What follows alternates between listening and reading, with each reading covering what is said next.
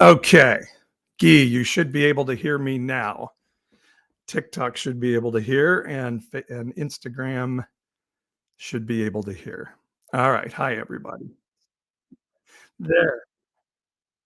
Yeah, how do I mute? So they told me I would have to mute Instagram. I need to see how to do that. So we're getting our tech down. Let's see. Oh, I know I can do this.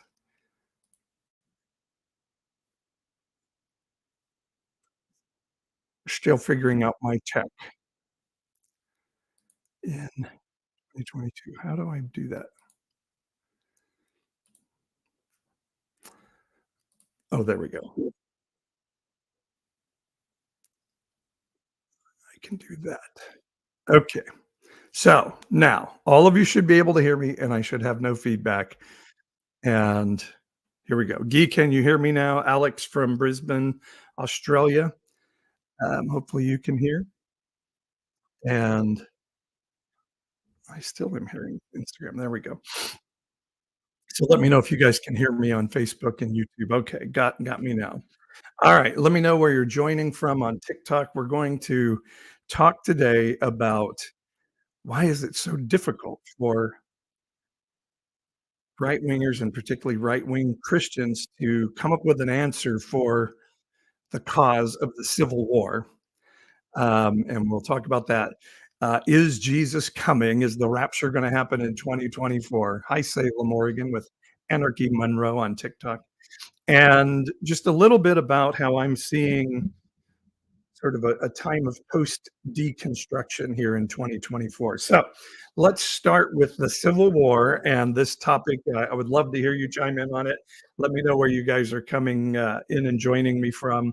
My name is Paul. I'm in Fresno, California, and I'm known as Unconventional Pastor Paul online because I don't toe the line in what we've been told is uh, the beliefs of right-wing Christianity today. Josh Jones, by the way, says, "Pray for me. Washington Post is interviewing me on the topic of racism this month." All right, Josh. I'm assuming you have expertise on that and will do well, and so I send you lots of love and energy on that. So let's talk about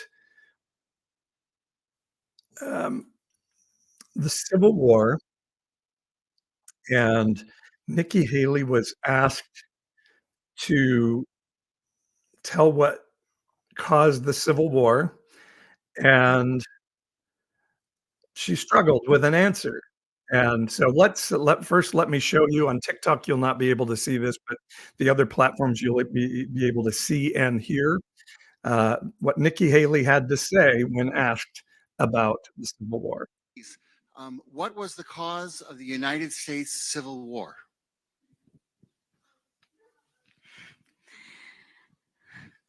Well, don't come with an easy question or anything. I mean, I think the cause of the Civil War was basically how government was going to run, the freedoms and what people could and couldn't do. What do you think the cause of the Civil War was? I'm sorry? I'm not running for president. I want Sorry, to see TikTok. your That's a good thing. on the cause of the Civil War. I mean, I think it always comes down to the role of government and what the rights of the people are. And I will always stand by the fact that I think government was intended to secure the rights and freedoms of the people. It was never meant to be all things to all people. Government doesn't need to tell you how to live your life. They don't. All right, I'll stop that there. Yeah, I'm figuring out this new tech. This is my first time going live on Instagram. And you guys can hear me on Instagram. But for some reason, when I did the sound through my speaker, Instagram feeds back. So it told me I have to mute Instagram, and I don't see anywhere on there to mute it. So I'm in a little bit of a tech issue, and I hope it's not because I'm old. But that was Nikki Haley talking about the fact that, being asked, and the Nikki Haley folks are saying that this person was a plant from the Biden administration, and that very well may be, and we could talk about whether that's a good or a bad thing. but it doesn't change the fact that Nikki Haley struggled to answer the question of the cause of the Civil War. And the person eventually said, it's, in the year 2023, it's hard for me to believe that you can't use the word slavery to talk about the Civil War.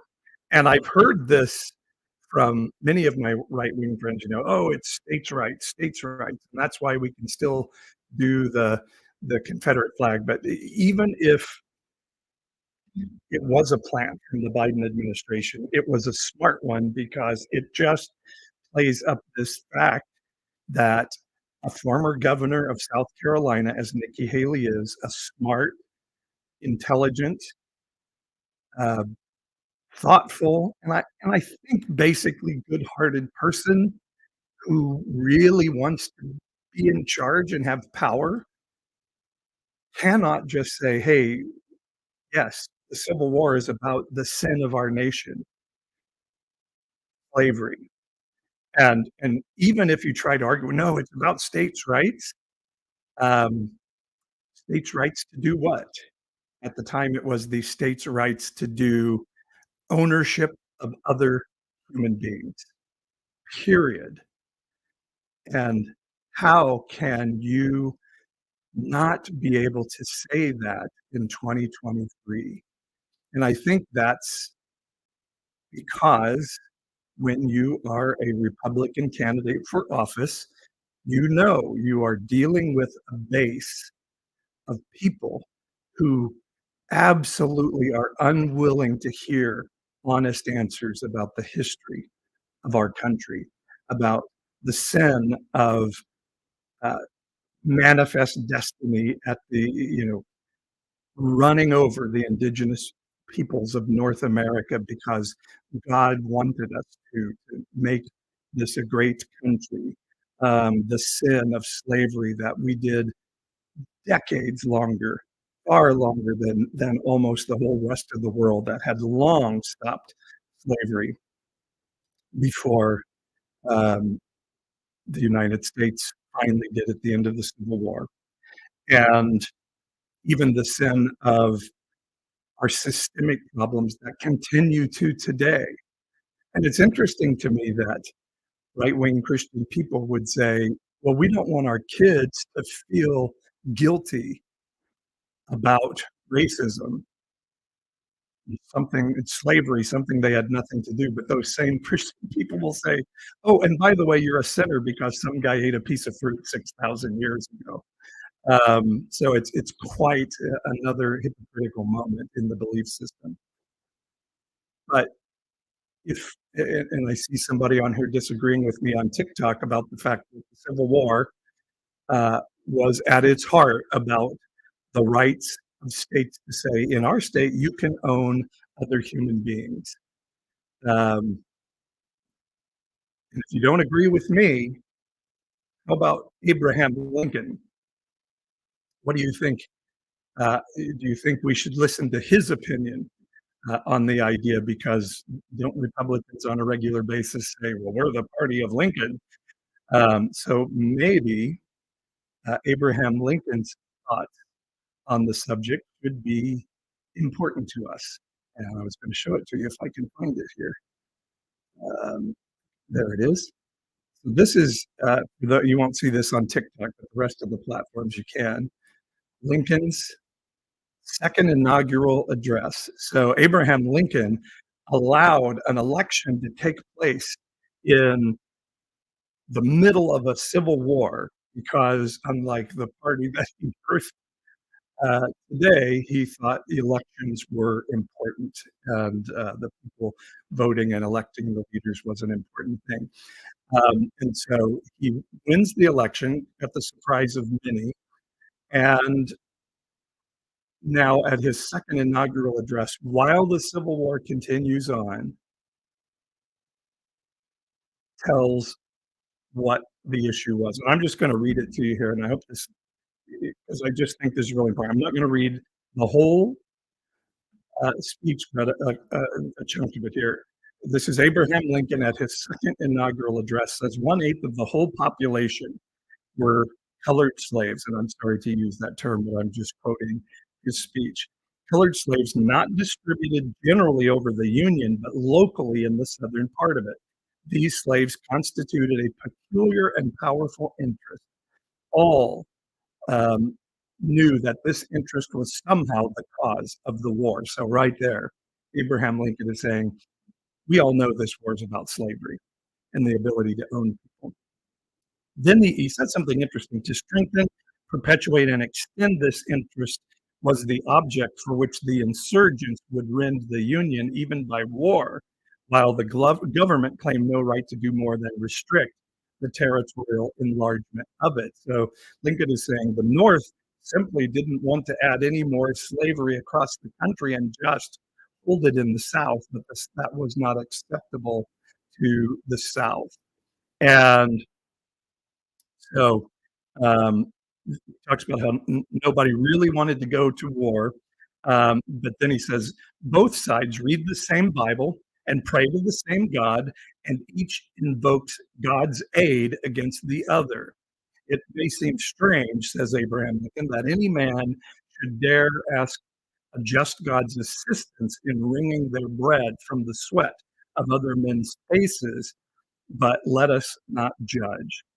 And so he goes on, and this is how Abraham Lincoln finishes this thought. And so, again, if you're like, no, the Civil War was about states' rights, the Civil War was about something else, or if you're from the South and you call it the War of Northern Aggression, then um,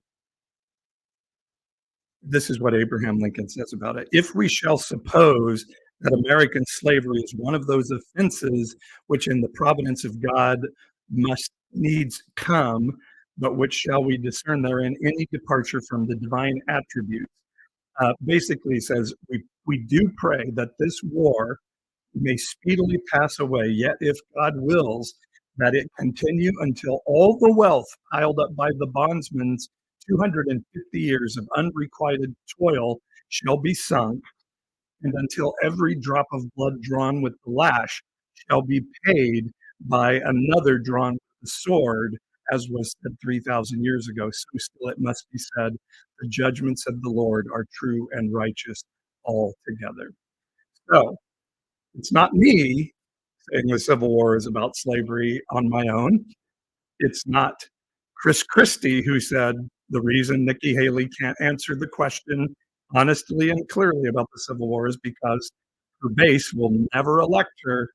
She'll have no chance at getting elected or being involved in Republican politics if she can't obfuscate on why the Civil War is.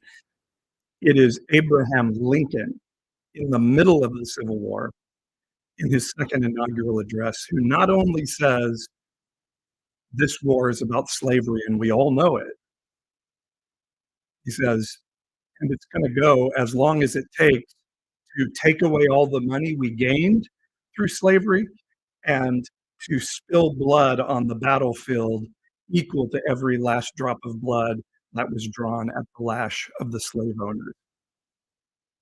So if you want to try to argue with me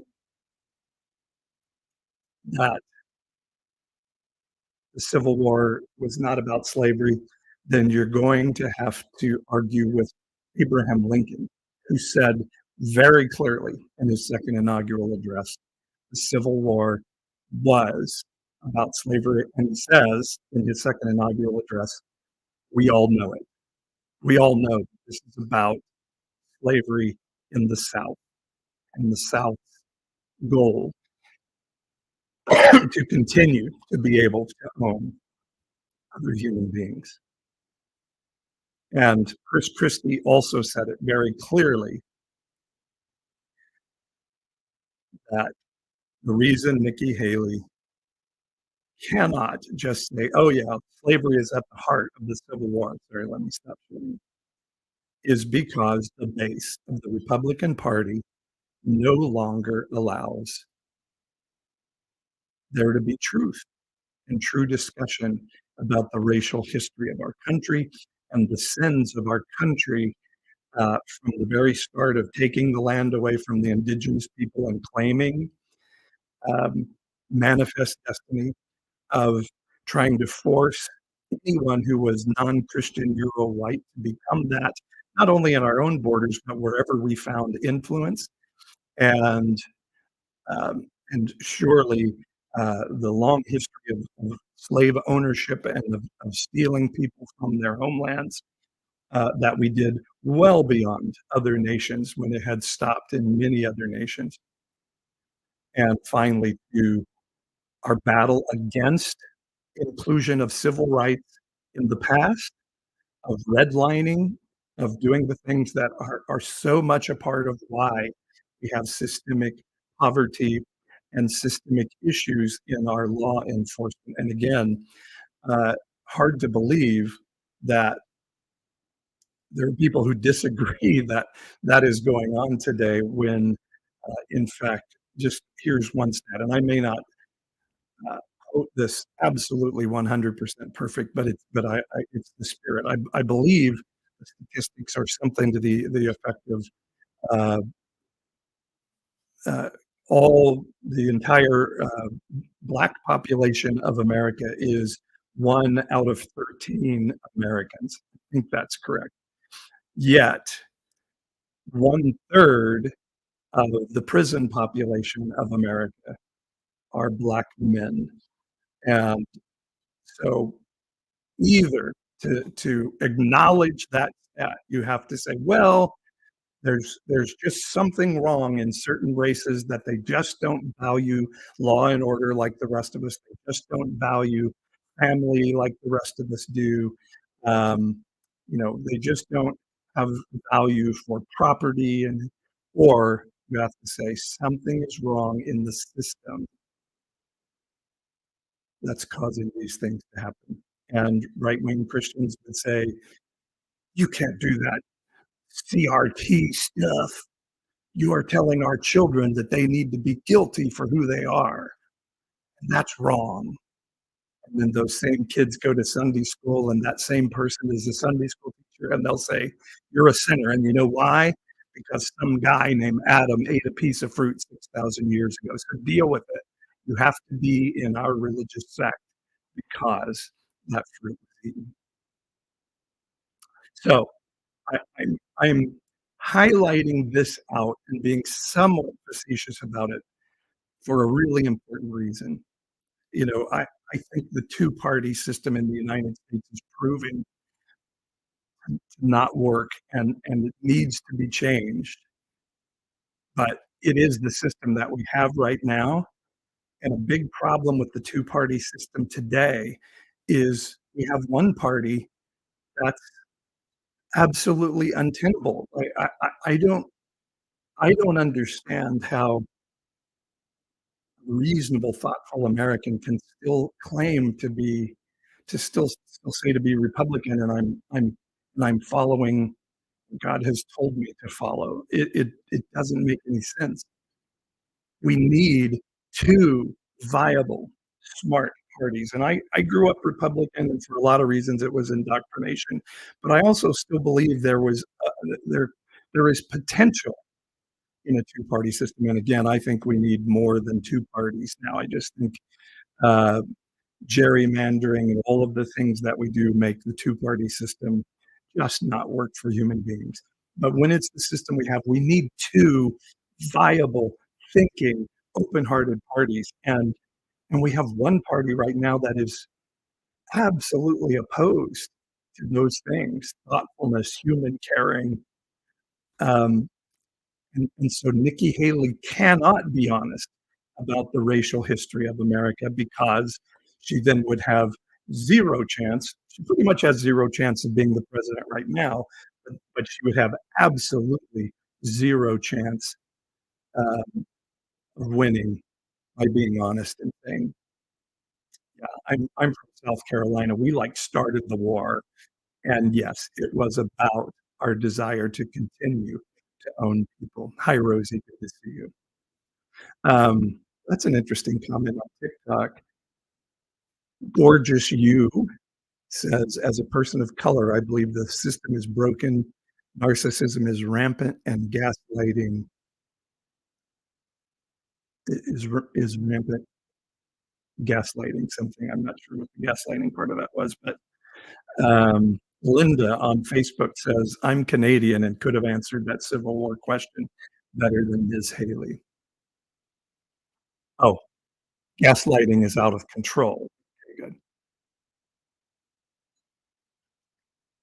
good. Guy from Are you from Toronto, Guy? I can't remember. I know you're Canadian, I believe. He says, "My grandmother on my father's side was Indigenous, also a residential school survivor."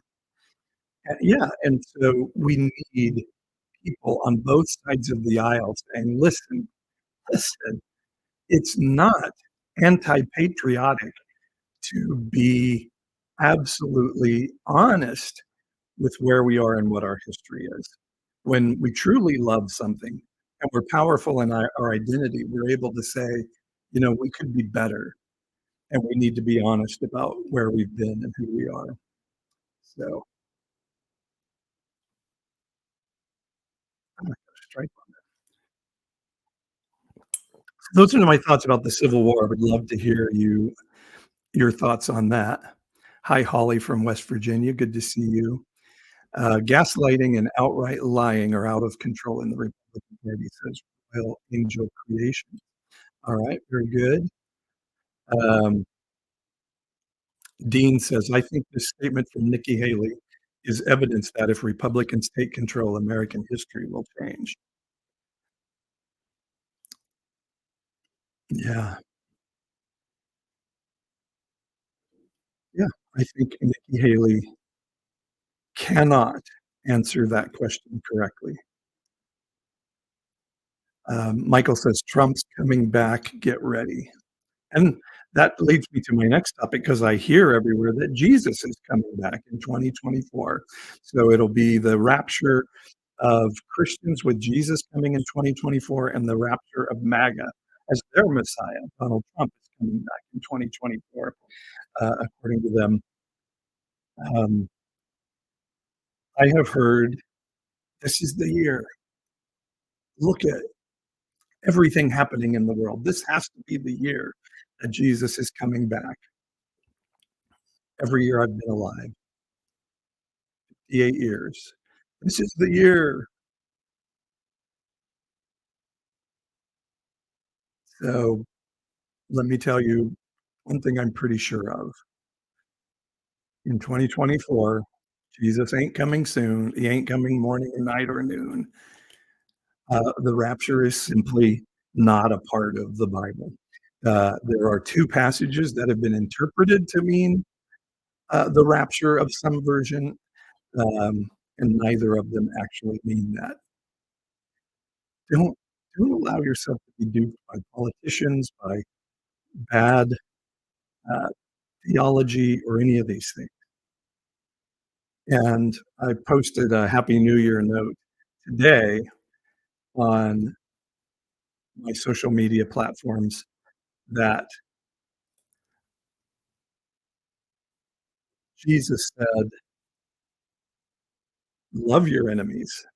A sign that you follow God is that you not only love your neighbor as yourself, but that you love your enemies. He did not say, never once, "Pray that I return so I can take you out of this world and punish those people you don't like." Nothing in the Bible supports that. In fact, um, a passage in John chapter 8, I believe it is, in the Gospels, has um, James and John, two of Jesus' closest friends in the story of the Bible, saying, let's call down fire from heaven to punish um, this village that rejected Jesus. And the story says that Jesus turned to them and rebuked them. And that word rebuked there is like the harshest term that you could possibly use. He's saying like, stop it now. And and then in a passage that's disputed, wasn't in the original manuscripts, but I love it just the same. It says that he turned to them and said, "You don't know the spirit you are of." Like The spirit you're obeying right now by wanting to punish your enemies is a spirit that's not from heaven. It's not a part of the goodness of humanity or the goodness of heaven. So this idea that Christians have is Jesus is going to come. He's going to rapture us out of here. You all are going to be left behind. And then one day you're going to attack Israel in war. And Jesus is going to come and we're going to be riding horses with him and he is going to kick some ass. Is simply antithetical to the story of Jesus, period. And the Bible doesn't support that mindset nor even the concept of the rapture.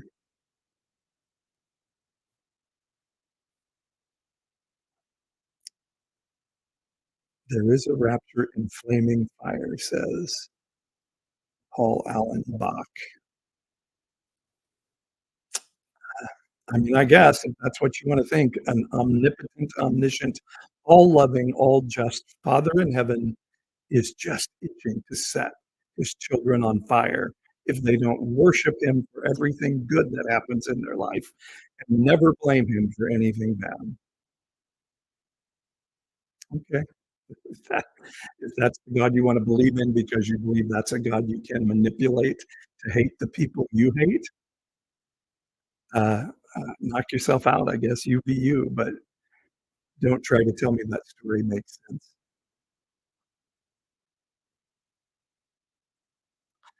And Paul then says Merry Christmas because he's a good Christian and says Christmas without knowing that Christmas is a pagan religion, that a pagan holiday that was stolen by Christians from them.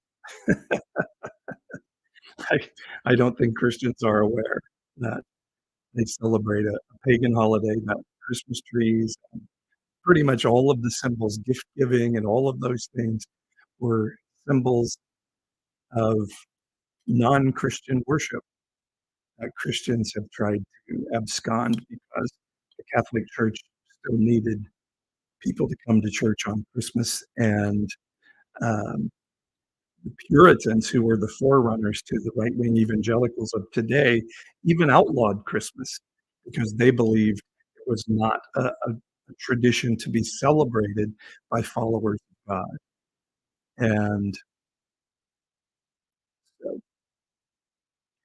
yelling and saying, "You're stealing Christmas if you say happy holidays." Well, you stole Christmas, Christians. You're the thieves here. All right, final thing I want to talk about today. So, Civil War was at its heart a fight over slavery and the ability of states to allow their people to own other human beings for their economic value to the owners of those people and their ability to do that. Donald says, "My Christmas is to praise God for the birth of Jesus. It's not about Santa and gift giving." That's fine. I have no problem how anybody celebrates the holidays. Um, it's just the moment that you start saying, "Well, if anybody does it differently than I do, then they're stealing it from me," which is the narrative that we see on Fox News every year with the war on Christ Mass. Um, Christians, you stole the holiday. And Jesus very, very, very, very, very likely was not born in December.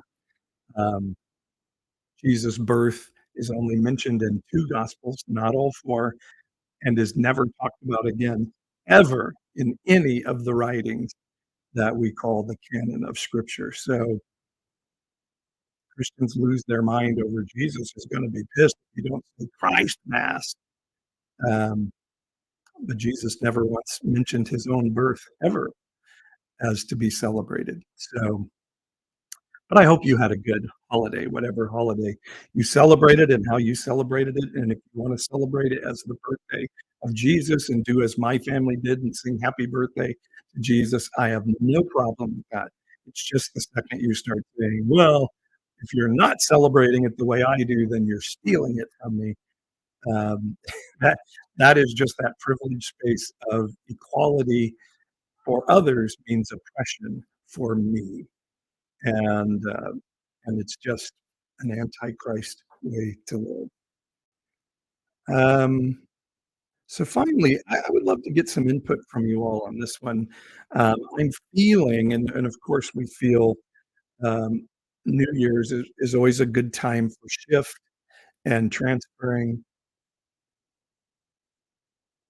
Um, of transformation. What am I going to do differently this year? What is my resolution? So I've just been thinking a little bit futuristic here, and I'm going to start telling more of my story in this year for sure. But I also feel like, so we've been in this season of deconstruction. We've been deconstructing our religious beliefs, which we now know have been corrupted by politics and by desire for money and profit and power. And so many of us have stepped out of that realm of that sect that is so uh, bereft of morality anymore because of its exclusiveness, its belief in its own supremacy, and its its desire to be exclusive from other people. So we've been deconstructing from that, but I'm starting to wonder, and I've asked this question all along, like, what does spirituality look like now? What does community look like now? And I feel like that's a really important question for the season. There's an old biblical passage from the Hebrew scriptures, not the Old Testament, by the way, the Hebrew scriptures, the Torah, that says, "There's a new thing springing up in the desert. Forget the old things. Don't get stuck in the past. Forget the former things. See the new thing that is happening. It's springing up in the desert. Can you not perceive it?" And sadly, we have many Christians who have fulfilled the prophecy of Jesus that says the leaven of religion will take away your eyes to see and your ears to hear. And the leaven of that bad religion has taken away many Christians' eyes to see and ears to hear in this age. And so something new spiritually is happening.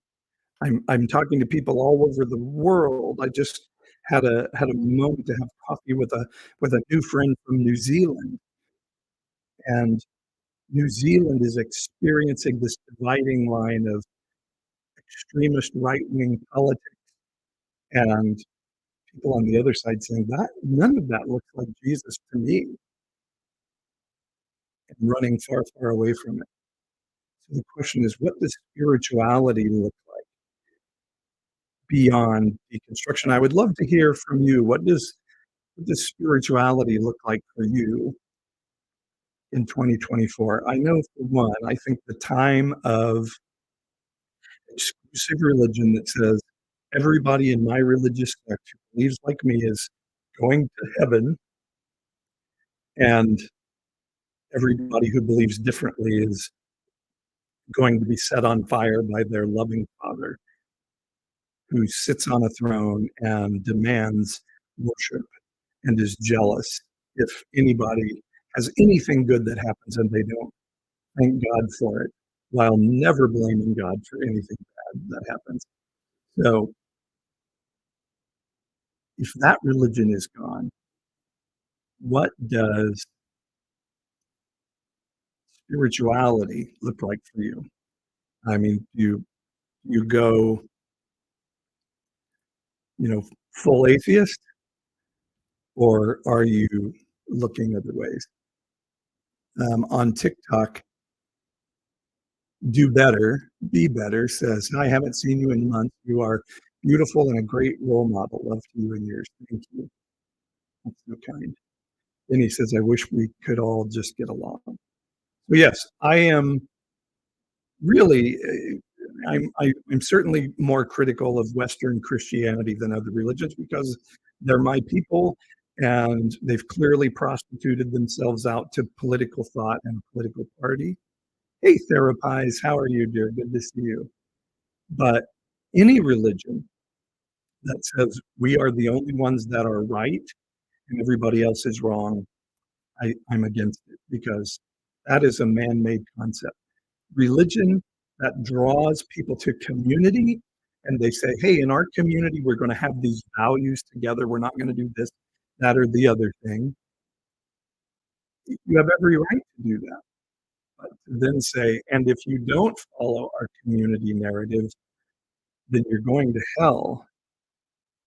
That's when religion moves from spirituality to something, and sins can only be absolved through blood. Well, that means you believe Jesus left the law in place, that there's still a sin code that goodness is measured against.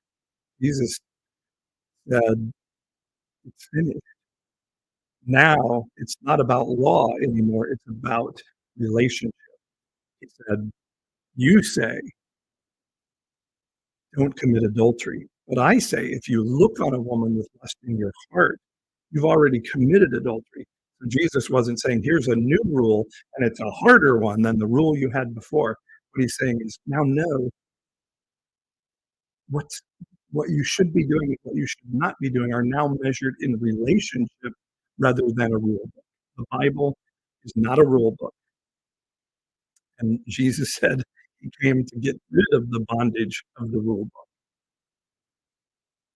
So sin is not about, am I following the rules or not? The book of Romans is completely about the fact that that belief system not only isn't the solution for sin, it causes way more sin, but that relationship with the goodness of heaven and with each other, that's how we determine what's good and right.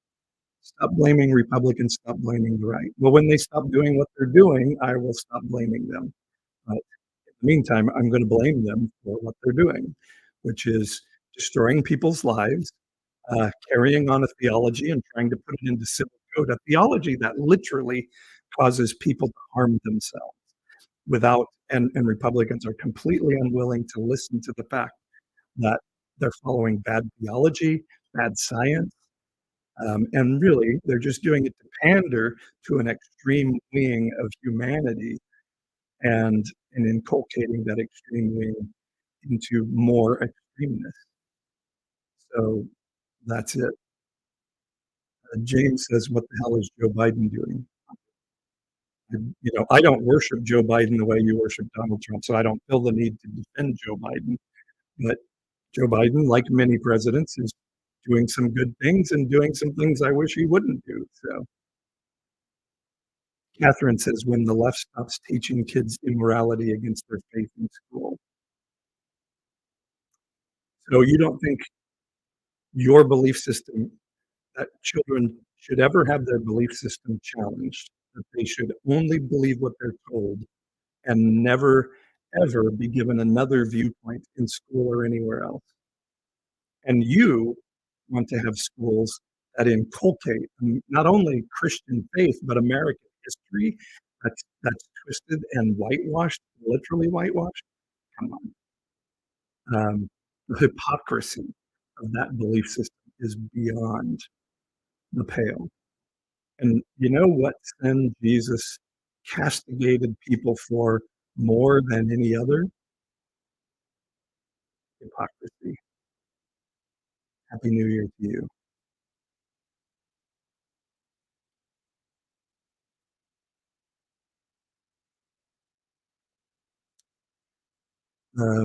Donna says, okay, now I'm confused. As you say, you blame Republicans. There's good and bad on both sides.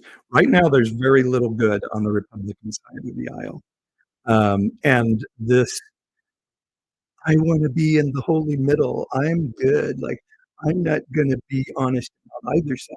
I'm just going to say they're both all bad. It's why we're in the position that we're in, where we literally have the top polling candidate for president saying, I'm going to treat my political opponents as vermin and get rid of them and use the Department of Justice to be weaponized against them. I'm literally going to treat people at the border as subhuman. I'm going to the military on our own soil against people. why we're in this place where we are. So you can like try to be this holy middle. I just think both sides have good and bad. But the truth is, one side is not meeting the needs of the people, and the other side has gone off the cliff of extremism and is trying to grab power and seize power as a minority party that cannot even come close to winning the popular vote in presidential elections anymore. And they're trying to find ways to seize power as a minority party, no different than the white leaders did in South Africa in the 80s and other countries have done forever. And that has given people a space to say, well, I just think there's bad on both sides. Alex on Facebook says, your expression, equality for others means oppression for me, perfectly encapsulates the role playing going on among so many Christians becoming the victims of persecution and assuaging their feelings of insignificance. Yeah. Yep. Equality for you, according to right wingers, is oppression for me. That's when you know you're from a privileged class. Because if those people have the same rights as me, something is being taken from me. That means you have a pauper's mindset to believe, well, there's only so much of the pie to go around, and I have to fight for my rights because I don't trust God to take care of me. I need Donald Trump to take care of me, and it's Christians have suffered more than any other classes over history. You don't you don't really believe that, Catherine. I'm going to give you the benefit of the doubt and say you don't believe that. Barry says you trust the government. The government, in many ways, is us. We ultimately get the government we ask. Somebody tell me how Christians have suffered the most in all of the history of the world. I, I mean, you really have to not understand history to make a statement like that. Government isn't this other entity that's out there. It's it's us ultimately. Romans, Turk, communists, yes. Christians had tortures beyond. So if you think the United States is a Christian nation, Christianity attempted to wipe out all indigenous people in North America, drop the atomic bomb, have continued to meddle in politics with people in the Middle East forever. We sent missionaries all around the world to tell people that their culture was evil and they had to become a part of white Euro society to be pleasing to God.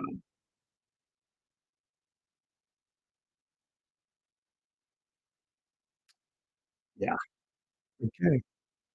Christianity fought for fought against civil rights. It's literally why we have Southern Baptist Conference denomination, because they believed the Bible gave them a right to be oppressors of people of color. Danny says prayers for you. Okay, so Danny's going to be trying to use mystical incantations to manipulate my belief system. He's going to try to use incantations to compel a mystical spirit to come and manipulate my belief system. It's witchcraft, Danny. It's the definition of witchcraft.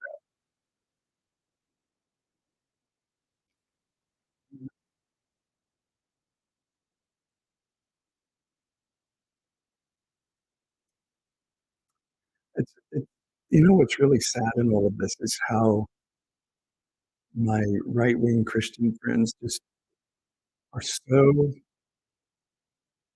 um, invested in the community narrative that discussion can't even take place. That Nikki Haley cannot say, "Well, yeah, it was about slavery." And even in her backtracking, she's been like, "Well, we all know it was about slavery, but," and then she has a huge, I'm not gonna say Nikki Haley has a huge but. I'm gonna say she adds this big B-U-T but, because she knows to be involved in Republican politics, you cannot be honest about America's racial history, and that's sad. So what needs to happen, the new thing that's springing up is I want to see people have an identity in and of themselves that is so powerful, they can never be manipulated by a community narrative. They never get so invested in the groupthink of their community that they're willingly dissonant, as we see in America today. It is this societal and religious belief, basically, I think in many ways of, you know, hey, biological males, don't run like a girl, don't throw like a girl, don't cry like a girl. You can even see some of those mindsets in the comments and on TikTok particularly that say to biological males in America, you have to be a man. And what a man is somebody who never, ever, ever has a soft heart. You got to be big and bad and, all of these things. And the Jesus that said, if forced to go a mile, go two. If slapped on one cheek, turn the other to them. Who said, if you live by the sword, you'll die by the sword. Who gave the Beatitudes on the Sermon on the Mount that Baptist people are now coming up to their pastors saying, why were you teaching that woke sermon? And the pastors are saying, that's Sermon on the Mount from the Bible. And they're like, well, that doesn't work in America today, brother.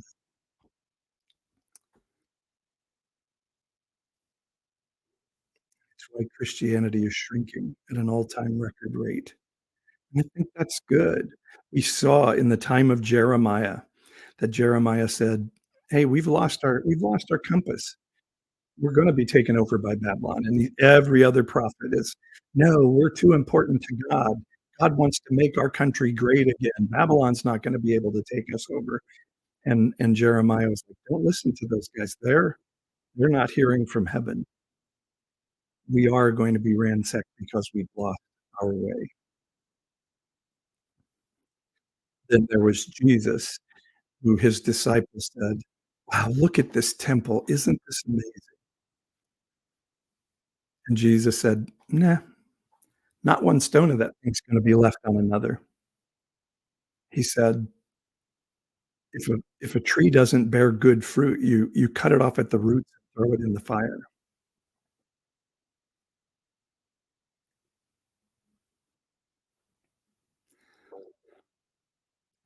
Today, that same Jesus would be saying, Christianity, you're not bearing good fruit anymore. You're being torn down. And it really looks like in a generation or two, right-wing Christianity will no longer have influence, if it exists at all, in our country.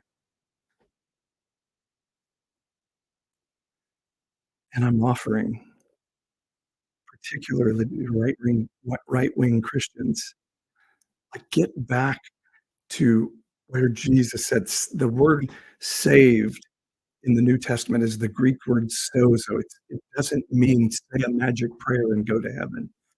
Hi, Kay, thank you for that message. Sozo means be reconciled to how you were intended to be at the genesis of your life. Be reconciled to connection to the goodness of heaven and love of heaven. Be sozo. Be reconciled. And I believe that's the call of what's happening post deconstruction is we're being called to remember our identity so that we won't get taken in by groupthink, so we won't get taken in by right-wing media, so we won't get taken in by an exclusive narrative of an exclusive religion.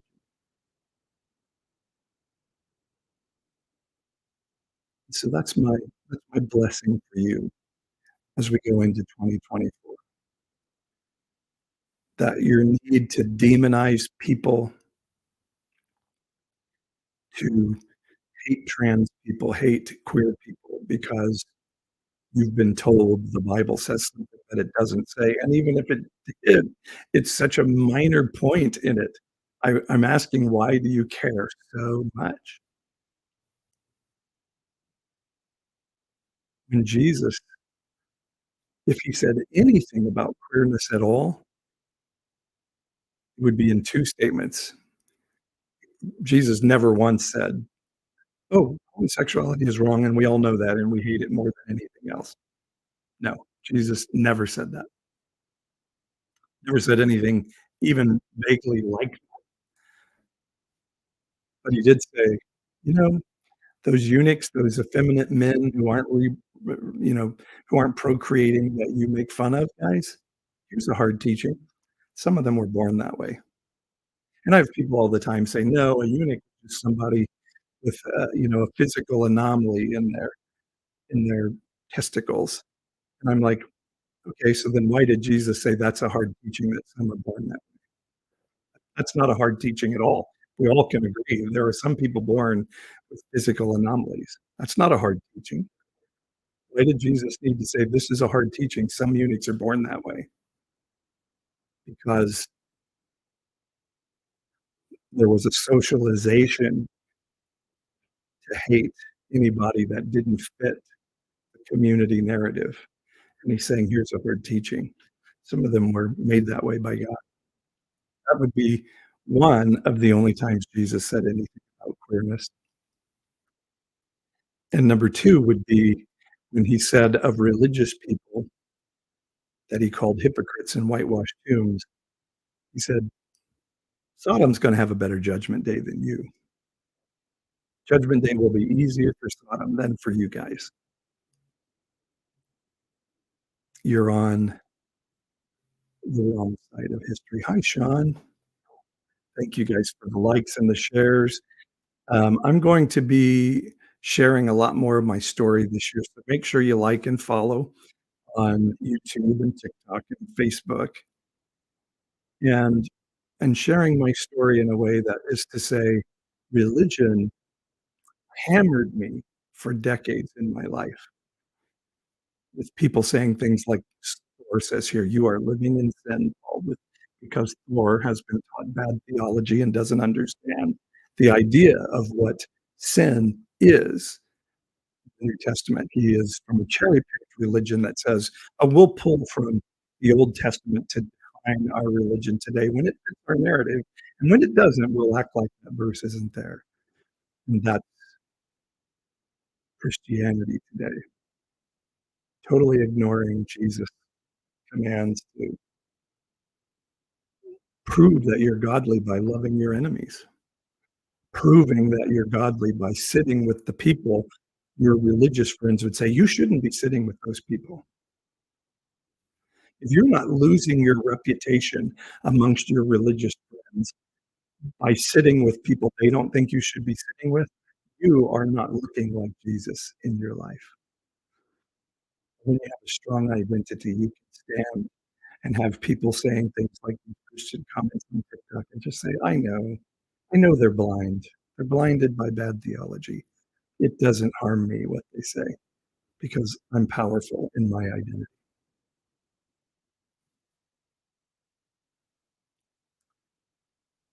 Somebody like Ray says, "I don't know why people try to justify sin." Again, it's from that privileged position of white Euro Christianity that say, we define what sin is. We define what actions are sin. And if you don't follow that, you're going to be set on fire by our good Father.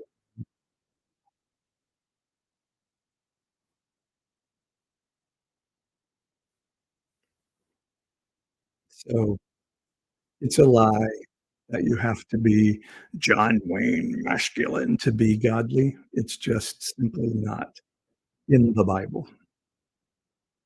That's a made up religion of patriarchy that wants men to be able to dominate the world and own their women. One of those submissive lives that are going to give me those workers. Yeah. All right. So please follow me. You can go to my website, pastor-paul.com. I have an Unconventional Conversations podcast. And yeah, I'm just going to be sharing my story this year of how growing up in right wing Christianity decimated my life and my soul, and how now I'm seeing life move forward. Hi, Chuck Jennings. Good to see you. Therapize. Good to see you. Oh, all my friends are back in 2024. Love you guys. So yeah, and share it. Tell people. I hear from my New Zealander friend. I'm big in New Zealand, so that's exciting. So hi to all you New Zealanders. Kim says, "I love you. Thank you for your service." Well, don't give me that military line of thank you for your service, but I appreciate the encouragement. So please, yes, share my content with others. Like and follow on every platform if you can: TikTok, Facebook, um, YouTube, and Instagram. Unconventional Pastor Paul. All right, guys, I'm going to let you go. Love you. And remember, equal rights for others is not oppression for you. That's a pauper mindset. A Prince mindset says there is enough to go around if we just give a shit about each other. Okay? So give a shit about each other. Thanks, Therapies. Good night, guys, and Happy New Year.